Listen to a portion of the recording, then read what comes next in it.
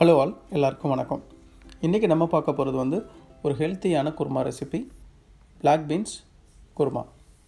Black beans பார்த்திங்கன்னா protein content, iron and magnesium அதிகமாக இருக்கக்கூடிய ஒரு பீன்ஸ்.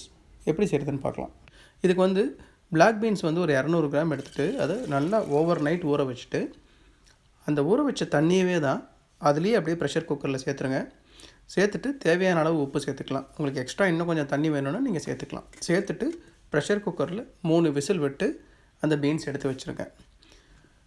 இது ஒரு மெத்தட். அப்படி இல்லைன்னா நீங்கள் வந்து கேண்டு பீன்ஸ், அதாவது கேண்டு பிளாக் பீன்ஸ் கிடைக்கும், அது வாங்கினீங்கன்னா நீங்கள் ப்ரெஷர் குக்கரில் குக் பண்ணணுன்னு அவசியம் இல்லை. அப்படி இல்லைன்னா இந்தமாரி ப்ரெஷர் குக்கரில் ஃப்ரெஷ்ஷாக நீங்கள் குக் பண்ணி எடுத்து வச்சுக்கலாம். அது 1.5 to 2 கப் அளவுக்கு குக்குடு பிளாக் பீன்ஸ் எடுத்துக்குவாங்க இந்த ரெசிபிக்கு. அதுக்கப்புறம் வந்து வெங்காயம் வந்து ஒரு பெரிய வெங்காயத்தை நல்லா பொடியாக நறுக்கிடுங்க. அதுக்கப்புறம் 2 டொமேட்டோவை நல்லா ஃபைன் பேஸ்ட்டாக அரைச்சிட்றேன். 1 டேபிள் ஸ்பூன் அளவுக்கு இஞ்சி பூண்டு பேஸ்ட்டு, ஒரு பிரியாணி இலை, 1/2 டீஸ்பூன் இல்லைனா 1/4 டீஸ்பூன் அளவுக்கு கசகசா. அப்புறம் பவுட்ரு பார்த்திங்கன்னா வந்து மஞ்சள் தூள் 1/2 டீஸ்பூன், அதுக்கப்புறம் தனியாத்தூள், கரம் மசாலா, வரமிளகாய்த்தூள், சீரகத்தூள், இது எல்லாமே 1 டீஸ்பூன், ஒன்று ஒரு டீஸ்பூன் எடுத்துக்கோங்க. சரி, இதான் தேவையான பொருட்கள்.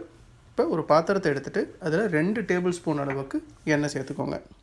எண்ணெய் சூடானதுக்கப்புறமா பிரியாணி இலையும் 1/4 டீஸ்பூன் அளவுக்கு கசகசாவையும் சேர்த்துடலாம்.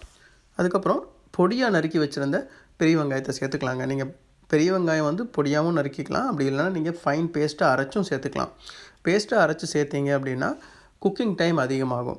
அதுக்காக தான் வந்து நம்ம ஃபைன் பீஸாக கட் பண்ணி சேர்த்துட்றோம். சேர்த்துட்டு நல்லா அந்த வெங்காயத்துடைய நிறம் மாறுற வரைக்கும் நல்லா வதக்கலாம்.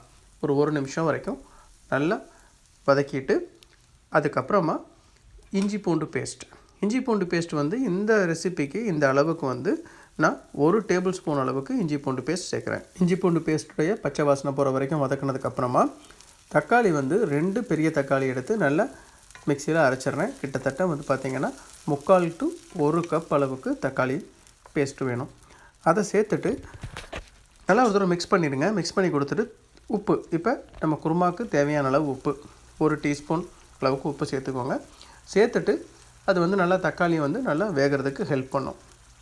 சேர்த்துட்டு திருப்பி ஒரு தடவை மிக்ஸ் பண்ணி கொடுத்துட்டு ஒரு 2 நிமிஷம் இதை நல்லா வதக்கணும். அப்படின்னா தக்காளி வந்து கம்ப்ளீட்டாக வெந்துருங்க. அதுக்கப்புறமா தேவையான அந்த நம்ம எடுத்து வச்சுருந்த மசாலா பொருட்கள், மஞ்சள் தூள், வரமிளகாய்த்தூள், கரம் மசாலா, சீரகத்தூள், அதுக்கப்புறம் மல்லித்தூள், இது எல்லாத்தையும் சேர்த்துட்டு இந்த மசாலா பொருட்கள் வந்து நல்லா வேகிறதுக்காக இன்னும் ஒரு 2 நிமிஷம் நல்லா மிக்ஸ் பண்ணி விட்டுட்டு வதக்கலாம். இந்த ஸ்டேஜில் பார்த்திங்கன்னா நம்ம ஆல்ரெடி சேர்த்துருந்த எண்ணெய்லாம் நல்லா தனியாக பிரிஞ்சு வர்ற வரைக்கும் வதக்கணும்.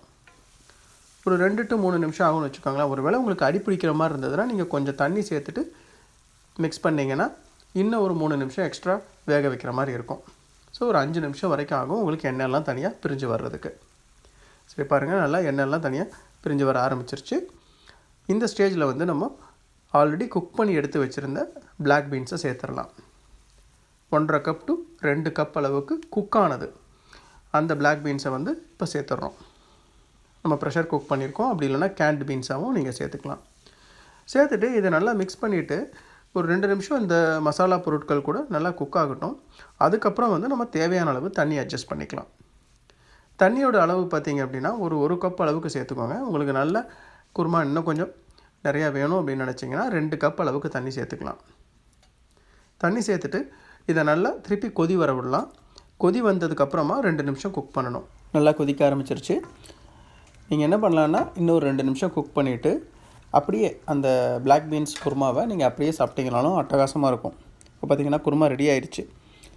இன்னும் வந்து உங்களுக்கு ஃப்ளேவர் இன்க்ரீஸ் பண்ணுறதுக்காக இல்லை கிரேவியை திக் பண்ணணும் அப்படின்னு நினச்சிங்கன்னா ஹெவி க்ரீமோ இல்லை கோகோனட் மில்க்கோ வந்து ஒரு 2 டீஸ்பூன் அளவுக்கு சேர்த்துட்டு இன்னும் ஒரு 2 நிமிஷம் கொதிக்க விடலாங்க மிக்ஸ் பண்ணிவிட்டு.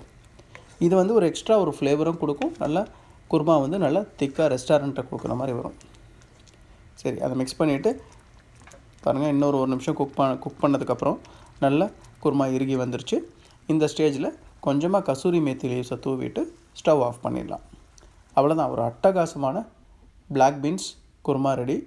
சப்பாத்தி, பூரி, பரோட்டா எல்லாத்துக்குமே அட்டகாசமாக இருக்கும். இந்த ரெசிபியை ட்ரை பண்ணுங்கள். ரொம்ப ஹெல்த்தியான டிஷ். இந்த ரெசிபி, இந்த வீடியோ உங்களுக்கு பிடிச்சிருந்ததுன்னா லைக் பண்ணுங்கள், ஷேர் பண்ணுங்கள், கமெண்ட் பண்ணுங்கள். தேங்க்ஸ் ஃபார் வாட்சிங் த வீடியோ. Happy cooking.